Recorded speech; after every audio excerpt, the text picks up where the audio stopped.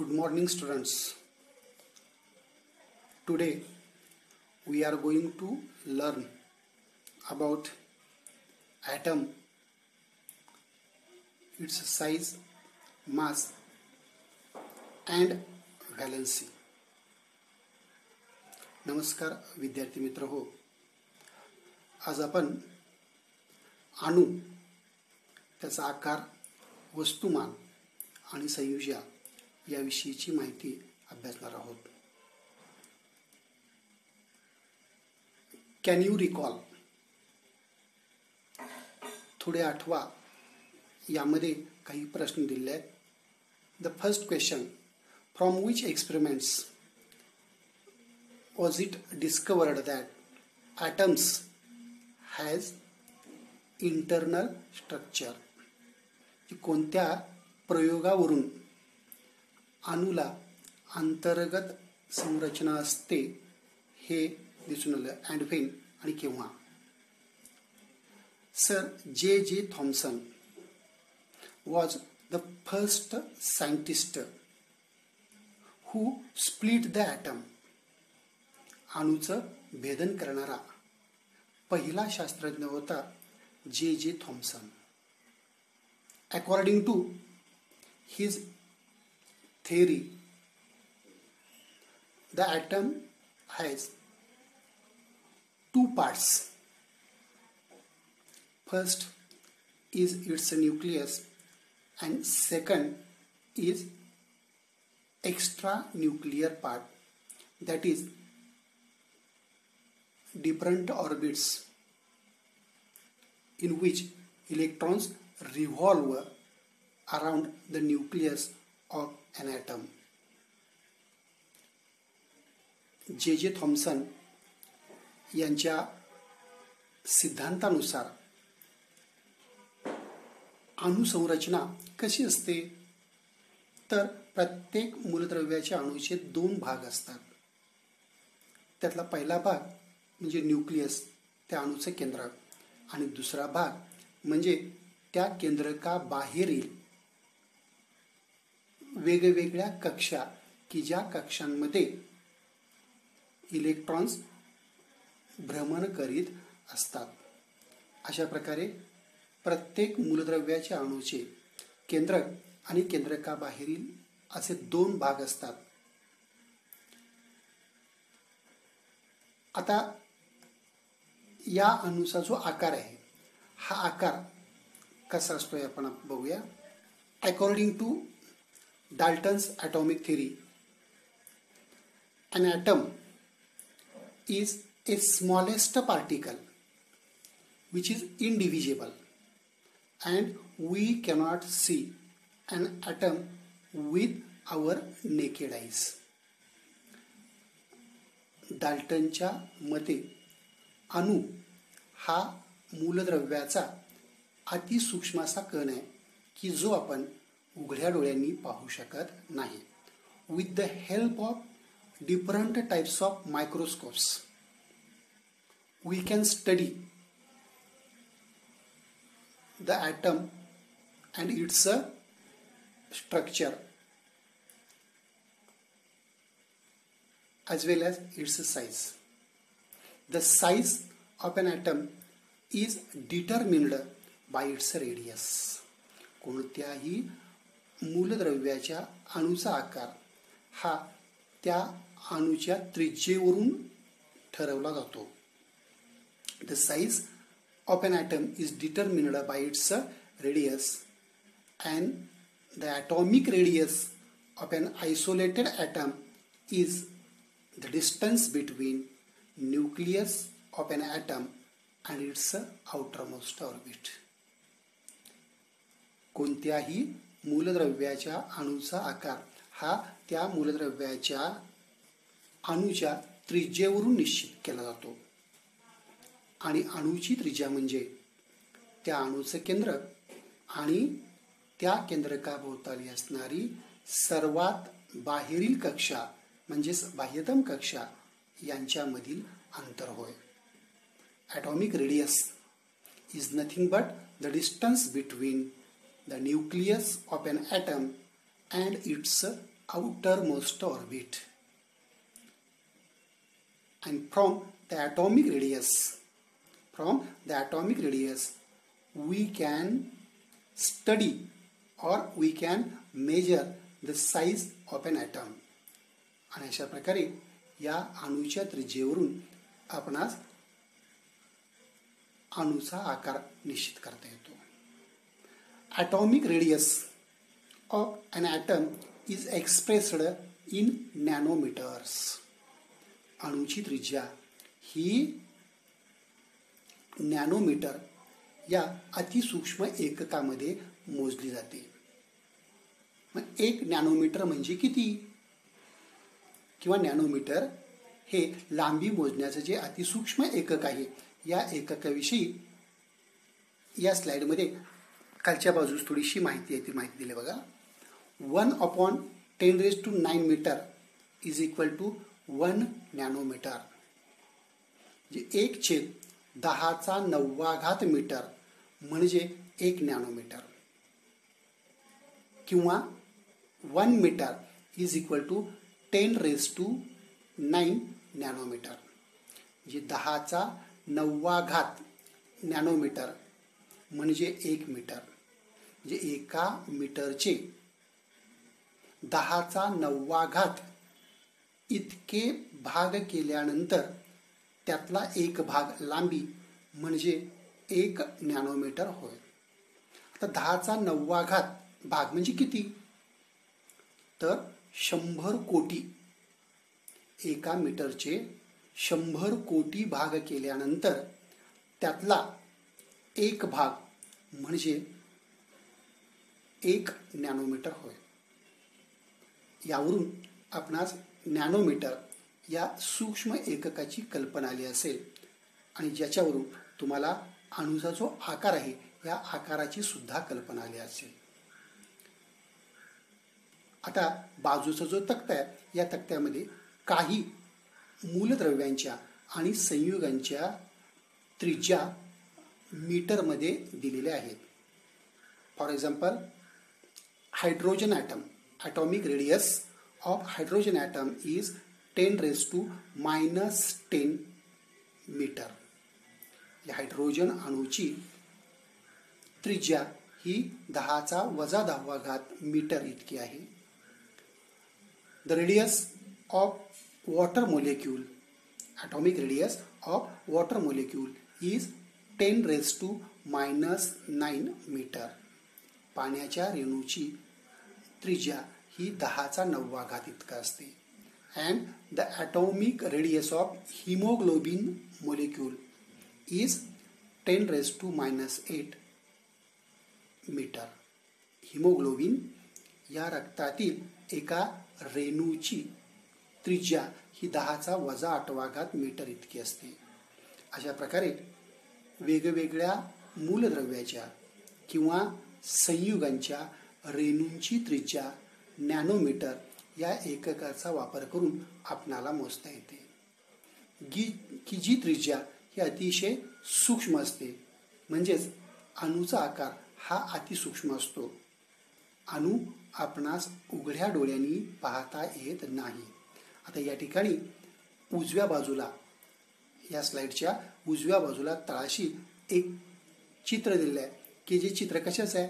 Field ion microscope image of iridium atom. म्हणजे iridium या मूलद्रव्याच्या अणूची फील्ड आयन सूक्ष्मदर्शकाच्या साहाय्याने घेतलेली एनलार्जड इमेज म्हणजे विशालित प्रतिमा या ठिकाणी आपणाला या चित्रामध्ये दाखवलेली आहे. म्हणजे अणूचा अभ्यास करण्यासाठी, अणूचं निरीक्षण करण्यासाठी ज्या विविध सूक्ष्मदर्शकांचा वापर केला जातो त्यांची माहिती पुढच्या स्लाइडमध्ये दिलेली आहे की ज्या वेगवेगळ्या प्रकारच्या सूक्ष्मदर्शक उपकरणांचा वापर करून आपण अणूची जी त्रिज्या आहे त्या अणूची त्रिज्या मोजू शकतो. आता यामध्ये डाव्या बाजूची जी चौकट आहे त्यामध्ये दिले बघा, atoms are very very tiny. अणू हे अतिशय सूक्ष्म असतात. Modern instruments like electron microscope, field ion microscope, scanning, tunneling microscope have the capacity to show enlarged images of the atom. अणु हा अतिशय लहान असा कण आहे की ज्या कणांचा आकार मोजण्यासाठी इलेक्ट्रॉन सूक्ष्मदर्शक, फील्ड आयन सूक्ष्मदर्शक किंवा स्कॅनिंग, टनेलिंग सूक्ष्मदर्शक अशा विविध प्रकारच्या सूक्ष्मदर्शकांचा वापर केला जातो. कारण या सूक्ष्मदर्शकांमध्ये वस्तूची विशालित प्रतिमा, एनलार्जड इमेज, मोठी केलेली प्रतिमा मिळवण्याची क्षमता असते. आणि अशाच प्रकारे फील्ड आयन मायक्रोस्कोपच्या साहाय्याने इरिडियम नावाच्या मूलद्रव्याच्या अणूंची विशालित प्रतिमा कशी दिसते ते आपण पाठीमागच्या स्लाइडमध्ये पाहिलेलं आहे. आता उजव्या बाजूचा जो चौकोन आहे त्यामध्ये काय सांगितलं बघा. The atomic size depends on the number of electron orbits in an atom. म्हणजे अणूचा आकार हा त्या अणुभोवताली असणाऱ्या, अणूच्या केंद्रकाभोवताली असणाऱ्या इलेक्ट्रॉनच्या कक्षेच्या संख्येवर अवलंबून असतो. The atomic size of atom depends upon the number of electron orbits in the atom. The greater the number of orbits, larger the size. म्हणजे या कक्षांची संख्या जितकी अधिक तितका अणूचा आकार अधिक असेल. फॉर एक्झाम्पल, उदाहरणार्थ, an atom of potassium is bigger than atom of sodium. जे पोटॅशियम अणूचा आकार हा सोडियमच्या अणूच्या आकारापेक्षा मोठा आहे. What is the reason? काय कारण आहे या पाठीमागचं? Because an atom of potassium has 4 orbits around its nucleus, while atom of sodium has only 3 orbits around its nucleus. कारण पोटॅशियम या अणूच्या अणुकेंद्रकाभोवताली 4 कक्षा असतात, तर सोडियमच्या अणुकेंद्रकाभोवताली 3च कक्षा असतात. And hence an atom of potassium is bigger than that of the atom of sodium. आणि आता याचबरोबर आणखीन एक मुद्दा दिलाय पहा. If 2 atoms have the same outermost orbit, जर 2 वेगवेगळ्या मूलद्रव्यांच्या बाह्यतम कक्षांची संख्या समान असेल किंवा एकच बाह्यतम कक्षा असेल, then atom having larger number of electrons in the outermost orbit is smaller. आणि असं असेल तर ज्या अणूच्या बाह्यतम कक्षेत जास्त इलेक्ट्रॉन असतील तो अणू आकाराने लहान असतो. कोणापेक्षा? Than the one having fewer electrons in same outermost orbit. की ज्या मूलद्रव्याच्या बाह्यतम कक्षेमध्ये किंवा त्याच बाह्यतम कक्षेमध्ये कमी इलेक्ट्रॉन असतात. For example, an atom of magnesium is smaller than an atom of sodium. जे मॅग्नेशियमचा अणू हा सोडियमच्या अणूपेक्षा आकाराने लहान असतो. What is the reason? याचं कारण काय? Magnesium as well as sodium atom have same number of orbits around their nucleus. जे मॅग्नेशियम आणि सोडियम या दोन्ही मूलद्रव्यांच्या अणुकेंद्रकाभोवताली असणाऱ्या कक्षांची संख्या समान असते, सारखी असते, आणि ती 3 इतकी आहे. But the number of electrons in the 3rd orbit of magnesium is 2, while sodium is 1. जरी बाह्यतम कक्षा 3रीच असली तरी 3ऱ्या बाह्यतम कक्षेमध्ये मॅग्नेशियम अणूच्या बाबतीत 2 इलेक्ट्रॉन आणि सोडियमच्या बाबतीत 1 इलेक्ट्रॉन असतो. आणि म्हणून hence the size of an atom of magnesium is smaller than an atom of sodium. आणि म्हणून मॅग्नेशियम अणूचा आकार हा सोडियम अणूच्या आकारापेक्षा लहान असतो, कारण मॅग्नेशियम अणूच्या बाह्यतम कक्षेमध्ये सोडियम अणूच्या बाह्यतम कक्षेपेक्षा जास्त इलेक्ट्रॉन्स आहेत. अशा प्रकारे अणूचा आकार आणि त्या अणूच्या आकारावरती परिणाम करणाऱ्या वेगवेगळ्या घटकांचा अभ्यास आपण केला आहे. आता यानंतर या प्रकरणातला जो पुढचा भाग आहे तो म्हणजे the mass of an atom, अणूचे वस्तुमान. आता अणुवस्तुमान म्हणजे काय? अणूचे वस्तुमान, the mass of an atom. मग वेगवेगळ्या मूलद्रव्याच्या अणूच्या वस्तुमानांची निश्चिती कशा प्रकारे केली जाते? अणू हा आकाराने अतिशय लहान असतो, ज्याला पाहण्यासाठी आपल्याला सूक्ष्मदर्शकाचा वापर करावा लागतो. मग अशा अणूचं वस्तुमान कशा प्रकारे मोजलं जातं किंवा कशा प्रकारे निश्चित केलं जातं याची माहिती आपणास असणं गरजेचं आहे. The mass of an atom is concentrated in its nucleus आणि it is due to the protons and neutrons present in the nucleus.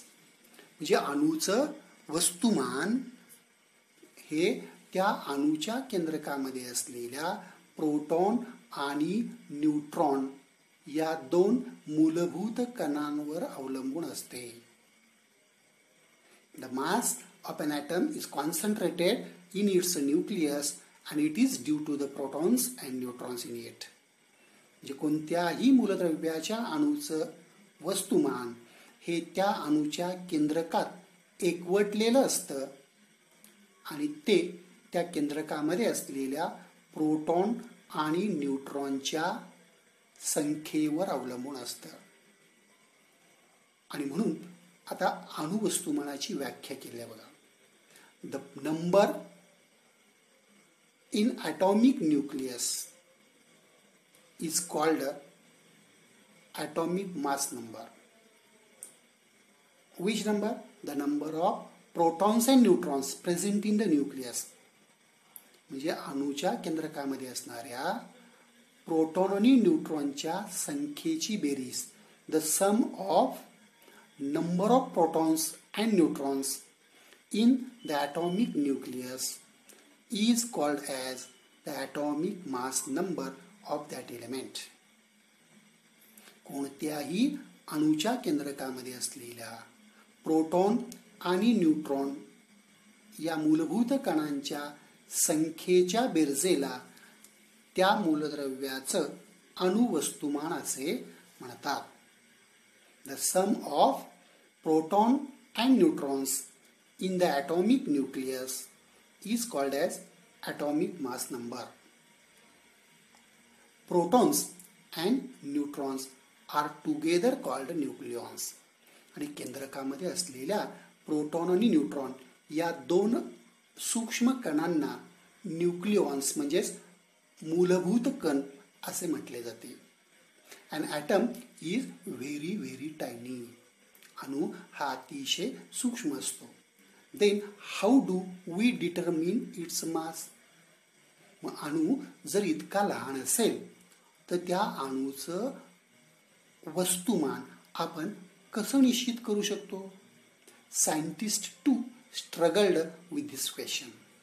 फक्त आपणालाच नव्हे तर शास्त्रज्ञांना सुद्धा या प्रश्नानं या समस्येनं गांजलेलं होतं किंवा शास्त्रज्ञांना सुद्धा या प्रश्नाविरुद्ध झगडावं लागलं. It was not possible for scientist of the 19th century to measure atomic mass accurately. जे 19व्या शतकातील शास्त्रज्ञांना अणूचं वस्तुमान अचूकपणे मोजणं शक्य झालं नाही. Therefore, the concept of relative mass of an atom was put forth. आणि म्हणूनच अणूचे सापेक्ष वस्तुमान ही संकल्पना पुढे आली. A reference atom was required for expressing the relative mass of an atom. आणि जर आपणाला अणूचं सापेक्ष वस्तुमान मोजायचं असेल तर त्याकरता एखादा संदर्भ अणू रेफरन्स ॲटम असणं गरजेचं आहे.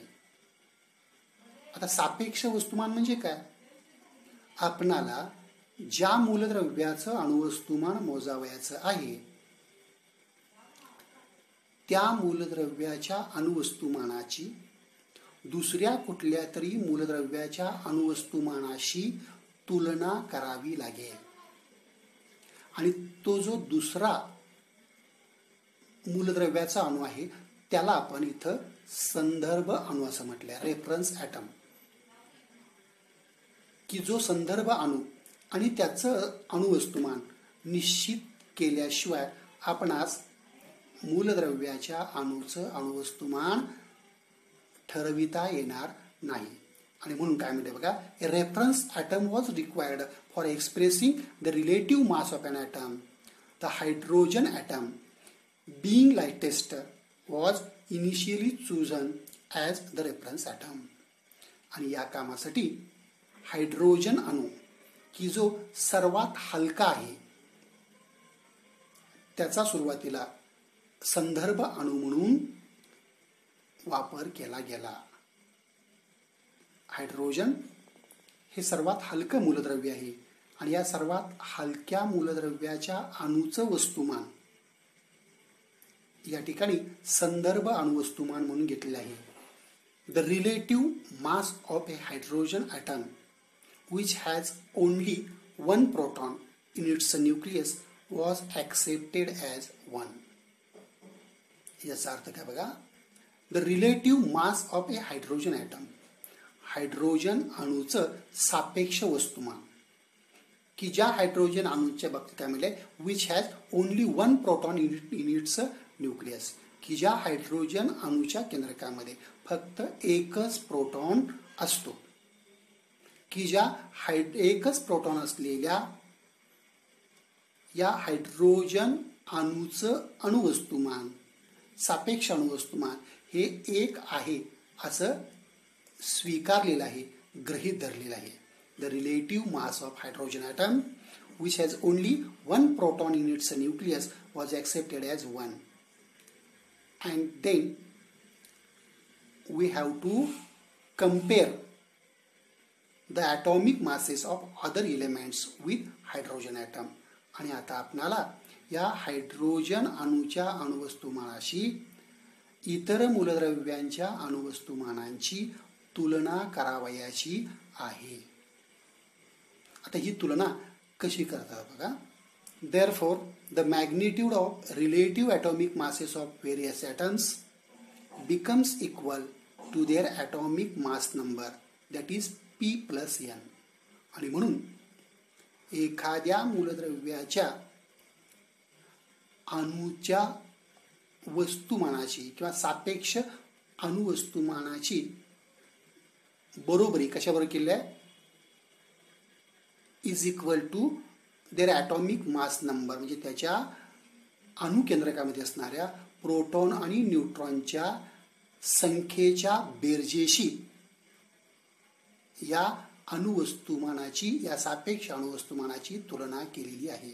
Let us see how to express the relative mass of nitrogen atom having accepted relative atomic mass of hydrogen as one. आणि आता आपण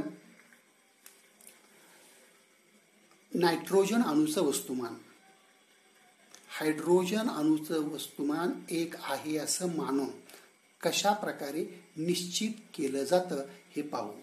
the mass of one nitrogen atom is 14 times that of a hydrogen atom. जे nitrogen अणूचं वस्तुमान हे हायड्रोजनशी तुलना करता हायड्रोजनच्या 14 पट असल्याचं दिसून येतं. The mass of one nitrogen atom is 14 times that of a hydrogen atom. Therefore, the relative mass of nitrogen atom is 14.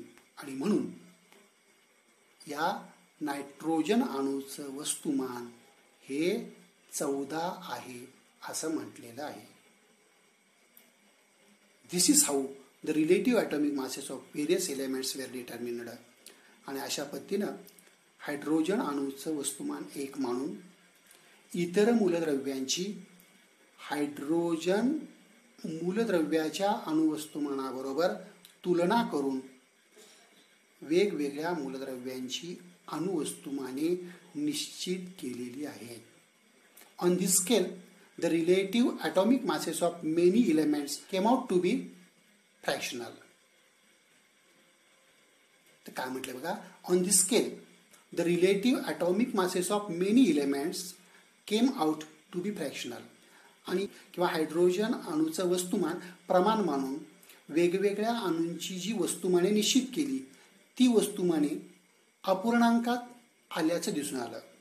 आणि म्हणून काय केलं बघा, therefore in the course of time, दरम्यानच्या काळामध्ये different atoms were chosen as reference atoms.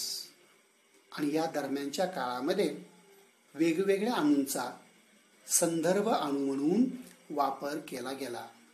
आणि finally in 1961 the carbon atom was selected as reference atom. आणि शेवटी कार्बन अणूचा संदर्भ अणू म्हणून स्वीकार केला किंवा निवड केली. In this scale the relative mass of a carbon atom was accepted as 12.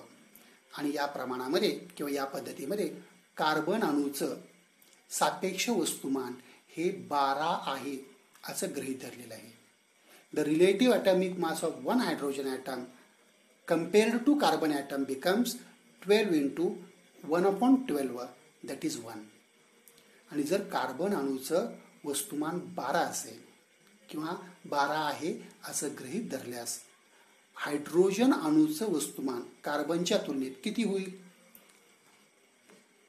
The atomic mass of carbon is 12 and the atomic mass of hydrogen atom is 1/12 time of carbon.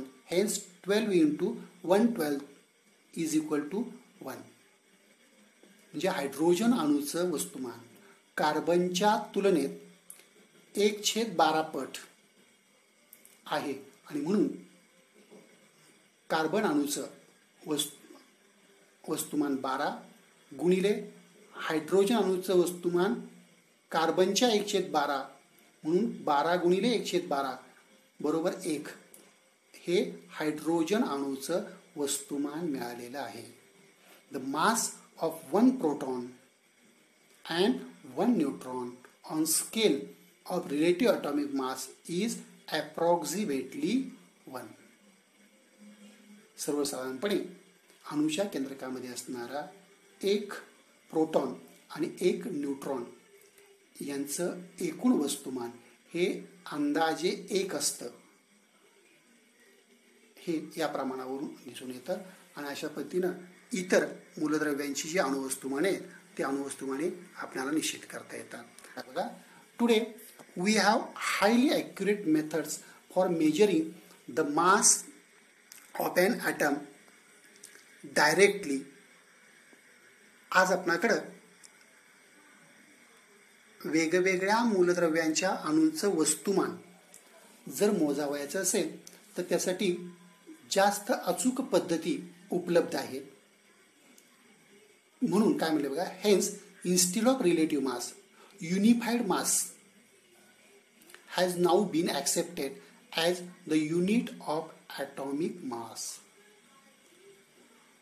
आणि म्हणून सापेक्ष वस्तुमानाऐवजी एकीकृत वस्तुमान म्हणजेच unified mass has now been accepted as the unit of atomic mass. म्हणजे अणुवस्तुमानाचं एकक म्हणून एकीकृत वस्तुमान ही संकल्पना सध्या उदयास येत आहे, जन्माला येत आहे. It is called Dalton. आणि या एकीकृत वस्तुमानाला किंवा वस्तुमानाच्या या एककाला डाल्टन असं म्हटलेलं आहे. Its symbol is U. 1 dalton that is 1 U is equal to 1.6605904 into 10⁻⁻27 kilogram.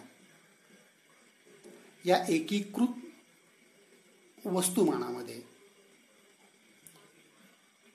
ज्या एककाचा वापर केला जातो त्याला डाल्टन असं म्हटलेलं आहे. की ज्या डाल्टनचं वस्तुमान किती असतं, 1 डाल्टन बरोबर 1.6605 3904 गुणिले 10⁻27 किलोग्रॅम हे एका डाल्टन या वस्तुमानाचं एकक आहे किंवा ते वस्तुमान आहे. And now we are going to learn chemical symbols of element. आणि आता आपण मूलद्रव्यांच्या रासायनिक संज्ञा हा पुढील भाग अभ्यासणार आहोत. आता याच्या सुरुवातीला काही प्रश्न विचारत बघा. How is an element indicated in chemistry. रसायनशास्त्रामध्ये मूलद्रव्ये कशी दर्शविली जातात. How is an element indicated in chemistry. An element is indicated by using symbols in chemistry. जे रसायनशास्त्रामध्ये विविध संज्ञांचा वापर करून मूलद्रव्ये दर्शवली जातात. Write down the symbols of the elements you know. तुम्हाला माहीत असलेल्या काही संज्ञा लिहा असं सांगितलं आहे. उदाहरणार्थ हायड्रोजनची संज्ञा H, सोडियमची संज्ञा Na. अशा पद्धतीनं तुम्हाला ज्या ज्या संयुजा माहीत असतील त्या संयुजांची नावं या ठिकाणी लिहावयाची आहे. तिसरा प्रश्न बघा. Write down the symbols for following elements. खालील काही मूलद्रव्यांच्या संज्ञा तुम्हाला लिहायला सांगितल्या आहेत. अँटीमनी. मी आता या ठिकाणी संज्ञा सांगतोय, तुम्ही संज्ञा त्या ठिकाणी लिहून ठेवा. Antimony SB, S capital B small. Iron FE, gold AU, silver AG, mercury HG, lead PB, sodium Na. अशा पद्धतीनं आपणाला माहीत असणाऱ्या बहुतेक सर्व मूलद्रव्यांच्या संज्ञा निश्चित केलेल्या आहेत. आता या निश्चित करत असताना कोणती पद्धत वापरली जाते किंवा वेगवेगळ्या मूलद्रव्यांच्या या संज्ञा निश्चित करण्याचं काम कुणी केलं आहे त्याविषयीची थोडीशी माहिती खाली दिली आहे पहा. Dalton used certain signs to represent elements. जे डाल्टन या शास्त्रज्ञानं वेगवेगळ्या मूलद्रव्यांच्या संज्ञा निश्चित केलेल्या आहे आणि या संज्ञा निश्चित करत असताना त्यानं चिन्हांचा वापर केला आहे. Dalton used certain signs to represent elements. For example circle and dot for hydrogen. हायड्रोजनसाठी एका वर्तुळामध्ये भरीव असं टिंब दिलेलं आहे, हे चिन्ह आहे. Then C in circle. C हे अक्षर वर्तुळात काढले आहे. For copper. This sign is used for copper. आणि अशा पद्धतीनं वेगवेगळ्या मूलद्रव्यांसाठी वेगवेगळ्या चिन्हांचा वापर डाल्टन या शास्त्रज्ञाने केलेला आहे. परंतु डाल्टनची ही पद्धत रसायनशास्त्राचा अभ्यास करणाऱ्या शास्त्रज्ञांना किंवा विद्यार्थ्यांना फारशी उपयुक्त वाटली नाही आणि म्हणून वेगळी पद्धत यासाठी काही शोधता येईल का याचा विचार केला आणि बर्झेलियस नावाचा जो शास्त्रज्ञ आहे त्या शास्त्रज्ञानं मूलद्रव्यांच्या संज्ञा निश्चित करण्यासाठी एक वेगळी नवीन पद्धत विकसित केली आहे की ज्याची माहिती आता आपण अभ्यासणार आहोत. Today we use symbols determined by IUPAC, that is International Union of Pure and Applied Chemistry. जी IUPAC ही एक आंतरराष्ट्रीय रसायनशास्त्रामध्ये काम करणारी संघटना आहे की ज्या संघटनेनं वेगवेगळ्या मूलद्रव्यांच्या संज्ञा निश्चित केल्या आहेत आणि या संज्ञा निश्चित करण्याचं काम किंवा या संज्ञांच्या निश्चितीसाठी जी पद्धत वापरली आहे ती पद्धत कुणी शोधून काढली बघा. These are official names and symbols and are used all over the world. आता या ज्या संज्ञा या ठिकाणी निश्चित केल्या आहेत त्या संज्ञा संपूर्ण जगभर वेगवेगळ्या देशांमध्ये प्रमाण मानल्या जातात. The current method of choosing chemical symbols is based on the method invented by Berzelius. म्हणजे सध्या मूलद्रव्यांच्या रासायनिक संज्ञा निश्चित करण्याचं निवडण्याचं काम ज्या पद्धतीनं केलं जातं ती पद्धत बर्झेलियस नावाच्या शास्त्रज्ञानं शोधून काढली आहे. काय आहे ही पद्धत? According to this method the symbol of an element is either the first letter or the first and second or another specific letter in its name. बर्झेलियसच्या या पद्धतीनुसार कोणत्याही मूलद्रव्याची संज्ञा म्हणजे त्या मूलद्रव्याच्या नावातील पहिले अक्षर किंवा पहिले आणि दुसरे किंवा इतर कोणतेही ठराविक अक्षर वापरून लिहिली जाते. म्हणजे मूलद्रव्यांच्या संज्ञेमध्ये एक किंवा जास्तीत जास्त 2 अक्षरांचा समावेश असतो. जर 2 अक्षरांचा समावेश असेल तर पहिलं अक्षर कॅपिटल आणि दुसरं स्मॉल लिहिलं जातं आणि एकच असेल तर ते कॅपिटल लिहिलं जातं. ही आहे बर्झेलियसची संज्ञांचं निश्चितीकरण करण्याची पद्धत. आणि या पद्धतीनुसार वेगवेगळ्या मूलद्रव्यांच्या संज्ञा निश्चित केल्या आहेत की ज्याची माहिती मी तुम्हाला सांगितली आहे. उदाहरणार्थ for example the symbol of hydrogen is H, the symbol of nitrogen is N, the symbol of potassium is K, the symbol of sodium is Na, the symbol of carbon is C.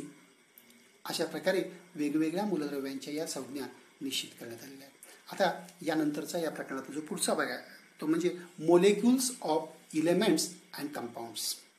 आता हा जो भाग आहे हा भाग जरी परीक्षेला नसला तरी सुद्धा आता या ठिकाणी मी चौकटीमध्ये गुणिले चिन्ह आणि पुढं 21 असं लिहिलं आहे पहा. आणि हा जो पॅरेग्राफ आहे त्या पॅरेग्राफला चौकटी कंस केला आहे. याचा अर्थ काय? हा भाग चालू वर्षीच्या म्हणजे 2021च्या परीक्षेसाठी असणार नाही, म्हणजे अभ्यासक्रमातून वगळलेला आहे. परंतु या भागामध्ये दिलेली माहिती या प्रकरणातील दुसरा घटक किंवा पुढील घटक समजून घेण्यासाठी उपयुक्त आहे. आणि म्हणून जरी हा भाग परीक्षेसाठी नसला तरी सुद्धा मी तुम्हाला हा भाग समजावून सांगणार आहे. Molecules of elements and compounds म्हणजे वेगवेगळ्या मूलद्रव्यांचे आणि संयुगांचे रेणू कसे तयार होतात त्याची माहिती किंवा त्याचे प्रकारचे ते प्रकार या ठिकाणी दिले आहेत. Atoms of some elements such as helium, neon have independent existence. जे काही मूलद्रव्यांचे अणू हे स्वतंत्र अस्तित्व असणारे आहेत. उदाहरणार्थ हेलियम, निऑन, सोडियम एटसेट्रा, की ज्या मूलद्रव्याचा एक अणू म्हणजेच त्या मूलद्रव्याचा एक रेणू तयार करतो. पुढे काय म्हणते बघा. It means that these elements are in mono atomic molecular state. याचा अर्थ काय होतो की ही मूलद्रव्ये किंवा या मूलद्रव्याचे रेणू हे एक अणुरेणू मोनो ॲटॉमिक मोलेक्युलर स्टेट एक अणुरेणू अवस्थेमध्ये असतात. म्हणजे या मूलद्रव्याच्या रेणूमध्ये त्या मूलद्रव्याचा एकच अणू असतो.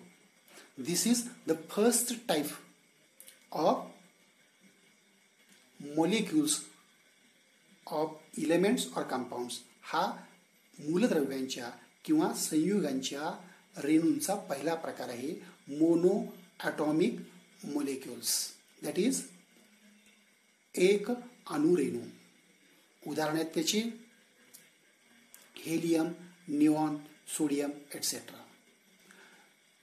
सेकंड टाईप बघा, डाय ॲटॉमिक मोलेक्युल्स. त्याची डेफिनेशन बघा, sometimes 2 or more atoms of an element combine to form molecule of that element. काही वेळा 2 किंवा 2 पेक्षा अधिक मूलद्रव्ये जे आहेत त्या मूलद्रव्यांचे अणू एकत्र येतात आणि त्याच्यापासून रेणू तयार होतात. आणि असे जे रेणू आहेत, such elements are in a polyatomic molecular state. आणि अशा मूलद्रव्यांना बहु अणुरेणू अवस्थेमध्ये असतात असं म्हटलेलं आहे. आता या बहुअणुरेणूमध्ये जर 2च अणू असतील तर त्याला डायॲटॉमिक म्हणजे द्विअणुरेणू असं म्हणायचं. For example, elements oxygen, nitrogen are diatomic molecular स्टेटमध्ये असतात. म्हणजे काय, या elements oxygen, nitrogen are present in diatomic state, that is 2 atoms of oxygen as well as nitrogen form one molecule of that element. म्हणजे oxygen आणि नायट्रोजनचे 2 अणू त्या मूलद्रव्यांचे रेणू तयार करतात. Hence the molecular formula of oxygen is O2 and nitrogen is N2 respectively. When atoms of different elements combine with each other, the molecules of compounds are formed. In other words, compounds are formed by chemical attraction between different elements. आणि आता 2 किंवा 2 पेक्षा अधिक मूलद्रव्यांचे अणू एकमेकांशी रासायनिक संयोगाने जोडले जातात तेव्हा काय होतं, वेगवेगळ्या संयोगाची रेणू तयार होतात. आता हे जे वेगवेगळ्या संयोगांचे रेणू आहेत ते रेणू बहुअणुरेणू म्हणजेच पॉली ॲटॉमिक मोलेक्युलमध्ये समाविष्ट होतात. Poly atomic molecules means the molecules of A compound which are formed by the combination of 2 or more atoms of different elements. जे वेगवेगळ्या मूलद्रव्यांच्या 2 किंवा 2 पेक्षा अधिक अणूंच्या एकत्र येण्याने तयार होणाऱ्या रेणूला त्या संयुगाचा बहुअणुरेणू असे म्हणतात. And thus there are 3 types of molecules of elements and compounds. First is monoatomic molecules, second is diatomic molecules, and third is polyatomic molecules. And now we will study the next part, that is molecular mass and concept of molecule. आणि आता आपण रेणू वस्तुमान आणि मोल या 2 संकल्पनांचा अभ्यास करणार आहोत. What do you mean by molecular mass? The molecular mass of a substance is the sum of atomic masses of the all atoms in a single molecule of that substance. म्हणजे काय? The molecular mass of a substance, पदार्थाचं रेणू वस्तुमान हे काय असतं? is the sum of atomic masses. ही अणुवस्तुमानांची बेरीज असते. कोणत्या? of all the atoms in a single molecule of that substance. त्या पदार्थाच्या एका रेणूमध्ये असणाऱ्या सर्व मूलद्रव्यांच्या अणुवस्तुमानांची बेरीज असते. Then how will we define molecular mass? The molecular mass of a substance is the sum of atomic masses of all the atoms in a single molecule of that substance. म्हणजे कोणत्याही पदार्थाचं रेणू वस्तुमान म्हणजे त्या पदार्थाच्या एका रेणूमध्ये असलेल्या सर्व मूलद्रव्यांच्या अणुवस्तुमानांची बेरीज होय. Like atomic mass, molecular mass is also expressed in unit Dalton. म्हणजे अणुवस्तुमानाप्रमाणे रेणुवस्तुमान सुद्धा डाल्टन या एककातच मोजले जाते. कारण रेणुवस्तुमान म्हणजे त्या पदार्थाच्या एका रेणूमध्ये असणाऱ्या सर्व मूलद्रव्यांच्या अणुवस्तुमानांची बेरीज असते. आता आपण एखाद्या पदार्थाचं रेणुवस्तुमान कसं निश्चित केलं जातं, कसं काढलं जातं हे उदाहरणाच्या साहाय्याने पाहणार आहोत. How to deduce the molecular mass of H2O. यासाठी एक चार्ट तयार केला आहे बघा, की ज्या चार्टमध्ये फर्स्ट कॉलम आहे मोलेक्युल. कोणत्या पदार्थाचं रेणुवस्तुमान काढायचं आहे, त्या पदार्थाच्या एका रेणूमध्ये असणाऱ्या वेगवेगळ्या मूलद्रव्याच्या अणूंची संख्या दर्शवणारं त्या पदार्थाचं रेणुसूत्र या पहिल्या राखाण्यात दिलेलं आहे. मोलेक्यूल H2O आहे, म्हणजेच पाण्याचं रेणुवस्तुमान आपल्याला काढायचं की ज्याचं रेणुसूत्र H2O हे आहे. त्यानंतर कन्स्टिट्युएंट एलिमेंट्स हा सेकंड कॉलम आहे, घटक मूलद्रव्ये. आता पाण्याच्या एका रेणूमध्ये कोणकोणत्या मूलद्रव्याचे अणू असतात? Hydrogen and oxygen. हायड्रोजन आणि ऑक्सिजन ही पाण्याच्या एका रेणूमध्ये असणारी घटक मूलद्रव्ये आहेत. आता त्यांचं अणुवस्तुमान किती असतं?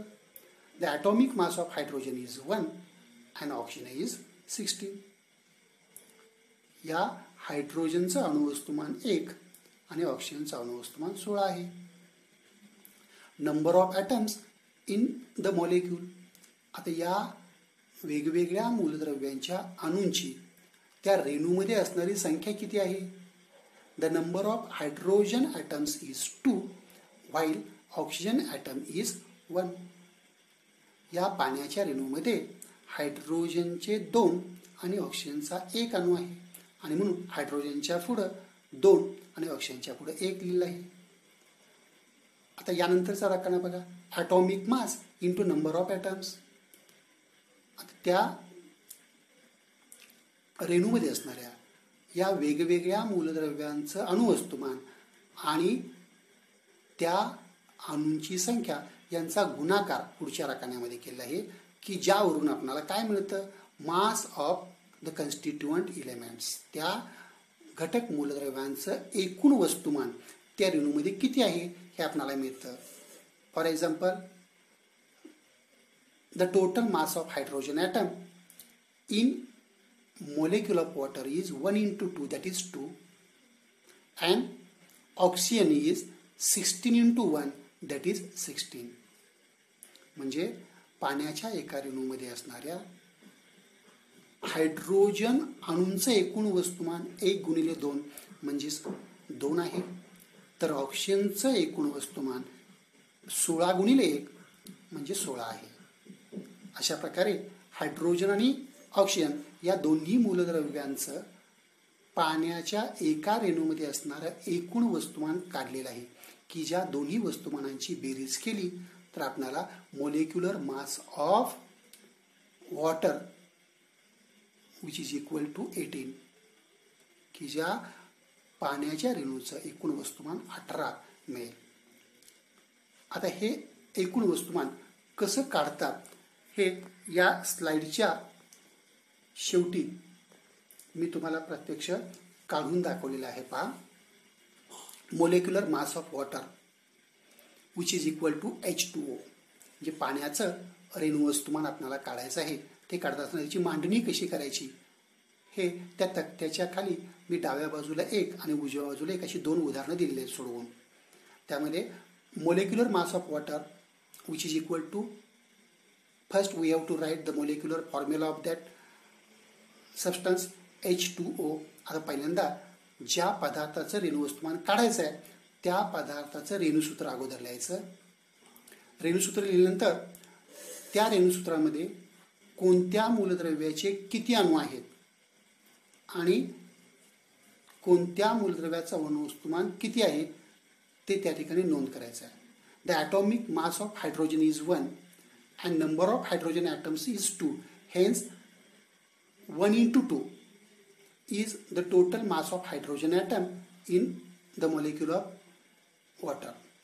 आता हायड्रोजन अणूचं वस्तुमान 1 आहे आणि हायड्रोजनचे पाण्याच्या रेणूमध्ये 2 अणू आहेत, म्हणून 1 गुणिले 2 हे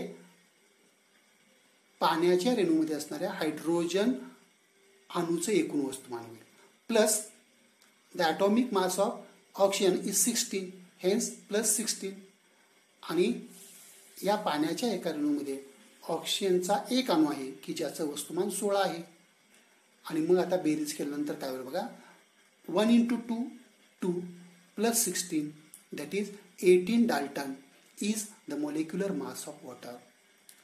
आणि आता 1 गुणिले 2 हे हायड्रोजनचं वस्तुमान येईल 2 अधिक ऑक्सिजनचं वस्तुमान आहे 16. 2 अधिक 16 म्हणजेच 18 डाल्टन हे पाणी या पदार्थाचं रेणू वस्तुमान आलं. आता अशाच प्रकारे कार्बन डायऑक्साईड या पदार्थाचं रेणू वस्तुमान कसं काढलेलं आहे ते पुढे दिले बघा. The molecular mass of carbon dioxide gas is equal to CO2. The molecular mass of C that is carbon is 12 plus the molecular mass of oxygen is 16. There are 2 atoms of oxygen, hence 16 into 2 which is equal to 12 plus 32 which is equal to 44 Dalton. This is the molecular mass of carbon dioxide gas. आणि अशा प्रकारे carbon dioxide या पदार्थाचं रेणू वस्तुमान येईल 44 Dalton. आता ही 2 उदाहरणं ज्या पद्धतीनं सोडवलेली आहेत त्याच पद्धतीनं आणखी काही पदार्थांची रेणू वस्तुमाने तुम्हाला काढावयास सांगितले आहेत. या पुढच्या स्लाइडमध्ये यूज युअर ब्रेन पॉवर यामध्ये following are the atomic masses of few elements in daltons and the molecular formula of some compounds deduce the molecular masses of those compounds. आता या ठिकाणी आपल्याला काही मूलद्रव्यांची अणुवस्तुमाने दिलेली आहेत. Hydrogen 1, oxygen 16, nitrogen 14, carbon 12, potassium 39, sulphur 32, calcium 40, sodium 23, chlorine 35.5, magnesium 24 and aluminium 27. By using these atomic masses, we have to calculate molecular mass of sodium chloride that is NaCl, magnesium chloride that is MgCl2, potassium nitrate KNO3, H2O2 that is hydrogen peroxide, AlCl3 that is aluminium chloride, CaOH twice that is calcium hydroxide, MgO that is magnesium oxide, H2SO4 that is sulfuric acid, HNO3 that is nitric acid and NaOH sodium hydroxide. आणि अशा प्रकारे आपणाला या वेगवेगळ्या मूलद्रव्यांच्या अणुवस्तुमानांचा वापर करून या वेगवेगळ्या पदार्थांच्या रेणुसूत्रावरून त्यांची रेणुवस्तुमाने काढावयास सांगितले आहेत. तुम्ही विद्यार्थ्यांनी या सर्व मूलद्रव्यांच्या वस्तुमानांचा वापर करून वेगवेगळ्या पदार्थांची रेणुवस्तुमाने तुमच्या वहीमध्ये सोडवून ठेवावयाची आहेत. आपण शाळा सुरू झाल्यानंतर ती पाहणार आहोत. जर ही रेणुवस्तुमाने काढताना काही अडचण आली तर तुम्ही आपापल्या विषय शिक्षकांशी फोनवरून संपर्क साधून आपल्या शंका निरसन करून घ्यावयाच्या आहेत, दूर करावयाच्या आहेत. आता यानंतर या प्रकरणातील शेवटची जी संकल्पना आहे ती शेवटची संकल्पना म्हणजेच मोल. मोल म्हणजे काय हे अभ्यासण्यापूर्वी या ठिकाणी काही ॲक्टिव्हिटीज, त्याचप्रमाणे थिंक अबाउट इट, विचार करा, आणि कॅन यू टेल, सांगा पाहू. यामध्ये काही प्रश्न तुम्हाला विचारले आहेत, काही कृती कराव्या सांगितल्या आहेत की ज्या कृती किंवा ज्या प्रश्नांची उत्तरं परीक्षेसाठी विचारली जाणार नाहीत. पण मोल ही संकल्पना समजून घेण्यासाठी मात्र या सर्व कृती समजून घेणं गरजेचं आहे. आणि म्हणून मी या सर्व कृती आहेत ते कृती तुम्हाला सांगतोय. ट्राय दिसमध्ये पहा. First question, wave single grains of तूर डाल, मसूर डाल अँड चना डाल on A balance. What was your experience. म्हणजे एका तराजूवरती तूर डाळ, मसूर डाळ आणि हरभरा डाळ यांच्या एकेका दाण्याचं वजन करावयाचं आहे. तुमचा अनुभव काय असेल असा प्रश्न विचारला आहे. What was your experience. We experience that the mass of the 3 grains is different. आपला अनुभव काय असणार आहे की या तीनही डाळींच्या धान्यांचं वजन वेगवेगळं असणार आहे. Because the size of all the 3 dals is different. कारण या तीनही डाळींचा आकार हा वेगवेगळा आहे. Second question, wave 10 gram of तूर डाळ, मसूर डाळ अँड चना डाळ each and count the number of dal grains of each kind in the weighed portions. Is the number the same in each portion or different? काय सांगितलं बघा. तूर डाळ, मसूर डाळ आणि हरभरा डाळ या तिन्ही प्रकारच्या डाळी प्रत्येकी 10-10 ग्रॅम घ्यावयाच्या आहेत. आणि या प्रत्येकी 10 ग्रॅम तूर डाळ, मसूर डाळ आणि हरभरा डाळमध्ये असणाऱ्या डाळींच्या कणांची किंवा डाळीच्या दाण्यांची संख्या मोजायची आहे. आणि त्याच्यावरून प्रश्न काय विचारलाय, is the number the same in each portion or different. ही संख्या प्रत्येक डाळीच्या प्रकाराबाबत सारखी असेल का. The answer is no. उत्तर आहे नाही. The number of tur dal present in 10 gram is different from that of the मसूर डाळ and चना डाळ. म्हणजे तूर डाळीची 10 ग्रॅममध्ये असणारी संख्या, मसूर डाळीची 10 ग्रॅममध्ये असणारी संख्या आणि हरभऱ्याच्या डाळीची 10 ग्रॅममध्ये असणारी संख्या वेगवेगळी असेल. द नंबर ऑफ तूर डाळ, मसूर डाळ अँड चना डाळ each 10 grams is डिफरंट. आणि आता पुढचा प्रश्न बघा. Draw a line sketch on a paper. एका कागदावरती रेषांच्या सहाय्याने आकृती काढा. Paint it by placing or pasting the dal grains in sequence toor, masoor and Bengal ग्राम. आता हे जे रेषांनी काढलेलं चित्र आहे ते चित्र त्या रेषांवरती या वेगवेगळ्या प्रकारच्या डाळी म्हणजे तूर, मसूर आणि हरभरा या 3 प्रकारच्या डाळी त्या रेषांवरती ठेवून हे चित्र रंगवायचं आहे. आणि हे चित्र रंगवण्यासाठी लागलेल्या वेगवेगळ्या प्रकारच्या डाळींची संख्या मोजायची आहे. You will need equal number of dal grains of the 3 kinds. तुम्हाला या तिन्ही प्रकारचे you will need equal number of dal grains of the 3 kinds. Count that number and there from deduce the number of dal grains. आता आपणाला तूर डाळ वापरल्यास ते चित्र रंगवण्यासाठी लागणाऱ्या डाळींची संख्या वेगळी असेल, मसूर डाळीची संख्या वेगळी असेल, हरभरा डाळींची संख्या वेगळी असेल. आणि त्याचं कारण मग सांगितल्याप्रमाणे the size of the 3 dals त्या तिन्ही प्रकारच्या डाळींचा आकार हे त्या पाठीमागचं कारण आहे. What inference will you draw about the weights of an equal number of different dal grains. तर त्यांनी प्रश्न असा विचारलाय, तुम्ही या सर्व बाबीवरून काय निष्कर्ष काढाल? कशा बाबतीत? What inference will you draw about the weights of an equal number of its different dal grains? म्हणजे वेगवेगळ्या डाळींच्या धान्यांची संख्या किंवा दाण्यांची संख्या जर समान असेल तर त्याच्या वजनाच्या बाबतीत तुमचा काय निष्कर्ष असेल? आणि त्यातलाच दुसरा प्रश्न आहे, and the number of its dal grains in equal weights of different dals. आणि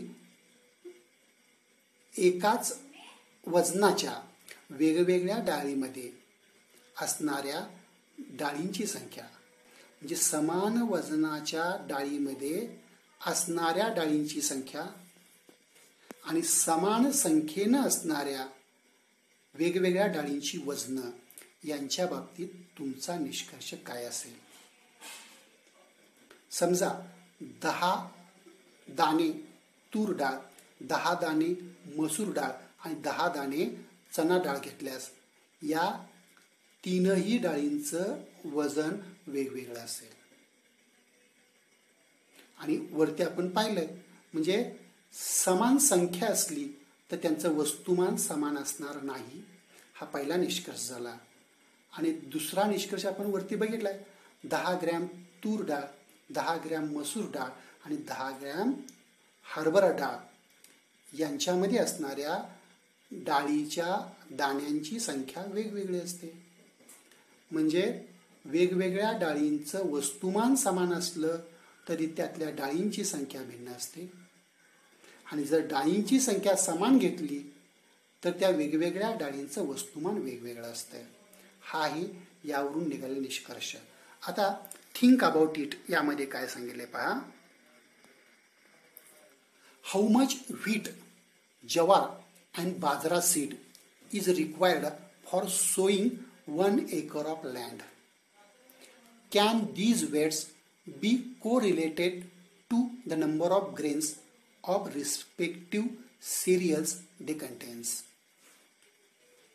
म्हणजे गहू, ज्वारी आणि बाजरी या 3 प्रकारचं धान्य 1 एकर शेतीमध्ये पेरण्यासाठी किती त्या धान्याचं वजन घ्यावं लागेल? म्हणजे 1 एकर गहू पेरण्यासाठी गव्हाचं किती वजन लागेल किंवा गव्हाचं किती बियाणं लागेल? 1 एकर ज्वारी पेरण्यासाठी ज्वारी किती लागेल आणि 1 एकर बाजरी पेरण्यासाठी बाजरी किती लागेल? आता याचं उत्तर असं आहे, 1 एकर गहू पेरण्यासाठी जास्त प्रमाणात किंवा जास्त वजन आपल्या गव्हाचं घ्यावं लागेल, त्याच्या खालोखाल ज्वारीचं आणि त्याच्या खालोखाल बाजरीचं. याचं कारण काय आहे? Because the size of wheat grains is larger than that of जवार अँड बाजरा. म्हणजे गव्हाच्या कणांचा आकार, गव्हाच्या दाण्यांचा आकार हा ज्वारी आणि बाजरीपेक्षा मोठा असल्यामुळं गव्हाचं बियाणं सर्वात जास्त लागेल, त्याच्या खालोखाल ज्वारीचं आणि त्याच्या खालोखाल बाजरीचं. आणि आता कॅन यू टेल, सांगा पाहू यामध्ये, किंवा तुम्ही सांगू शकाल का, is it possible to weigh 1 molecule using a weighing balance? म्हणजे तराजूचा वापर करून आपण एक रेणू वजन करू शकेल का? नो. जरी अणूपेक्षा रेणू मोठा असला तरी सुद्धा त्याचा आकार लहानच असतो, तो सुद्धा आपणाला नुसत्या डोळ्यांनी पाहता येत नाही. म्हणजेच आपण त्याचं तराजूच्या साहाय्याने वस्तुमान किंवा वजन करू शकणार नाही. And second question, will the number of molecules be same in equal weights of different substances? तर पुन्हा तोच प्रश्न विचारलाय बघा. Will the number of molecules be the same? म्हणजे वेगवेगळ्या पदार्थांच्या समान वजनामध्ये असणाऱ्या रेणूंची संख्या समान असेल का? Will the number of molecules be same in equal weights of different substances? The answer is no. नाही. The number of molecules will not be same in equal weights of different substances. And the third question is, if we want equal number of molecules of different substances, will it work to take equal weights of those substances? जर आपणाला वेगवेगळ्या पदार्थांचे समान रेणू पाहिजे असतील तर त्या पदार्थांची समान वजने घेऊन चालेल का? नाही. No. The answer is no. There will be different numbers of molecules present in equal weights of different substances. म्हणजे वेगवेगळ्या पदार्थांची समान वस्तुमाने घेतली तरी सुद्धा त्यांच्या रेणूंची संख्या वेगवेगळी असेल. आणि आता याच्यावरून आपणाला मोल या संकल्पनेचा अभ्यास करायचा आहे. तर मोल ही जी संकल्पना आहे, या संकल्पनेची जी व्याख्या आहे ती व्याख्या मी सर्वप्रथम सांगतोय, ती काळजीपूर्वक ऐका आणि मग ही संकल्पना आपण स्पष्ट करूया. 1 mole of any substance is nothing but the atomic number or molecular number expressed in terms of grams.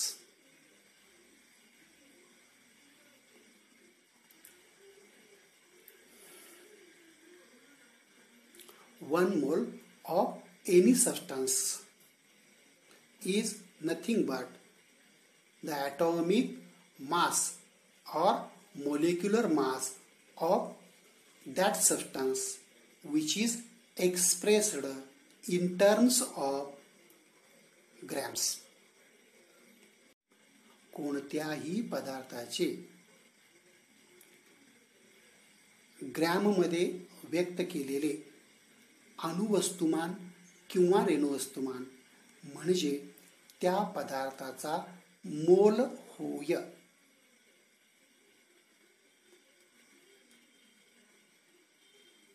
Atomic mass or molecular mass of a substance which is expressed in terms of grams is called as mole of that substance.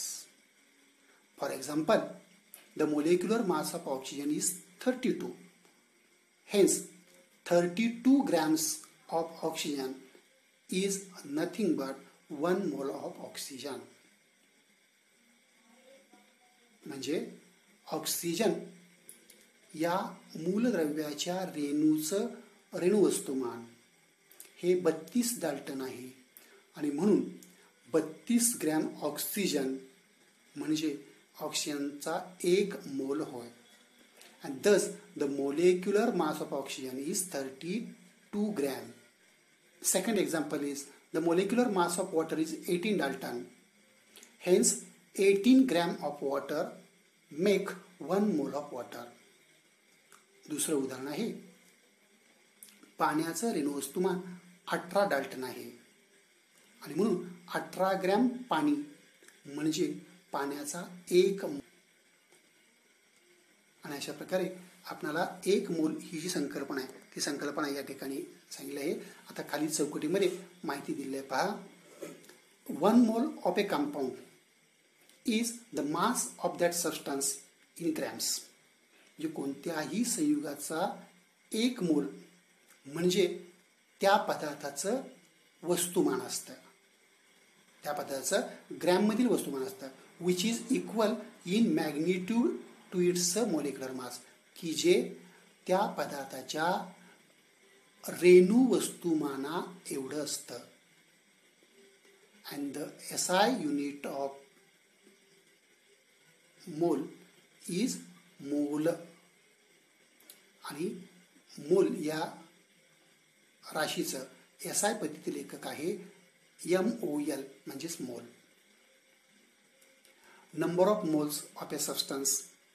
जर आपल्याला एखादा पदार्थ दिला असेल तर त्या पदार्थामध्ये त्या पदार्थाचे किती मोल आहेत हे आपल्याला कसं काढता येईल. त्यासाठीचं सूत्र बघा.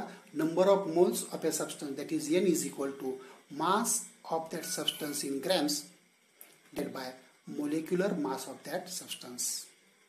कोणत्याही पदार्थामध्ये असणाऱ्या मोलची संख्या बरोबर त्या पदार्थाचं ग्रॅममध्ये दिलेलं वस्तुमान छेद त्या पदार्थाचं रेणू वस्तुमान होय. या सूत्राचा वापर करून आपण आपणाला दिलेल्या वस्तुमानाच्या पदार्थामध्ये त्या पदार्थाचे किती मोल आहेत हे काढू शकतो. and thus we have completed the mole concept. The next part we will see in the next lecture. Thank you.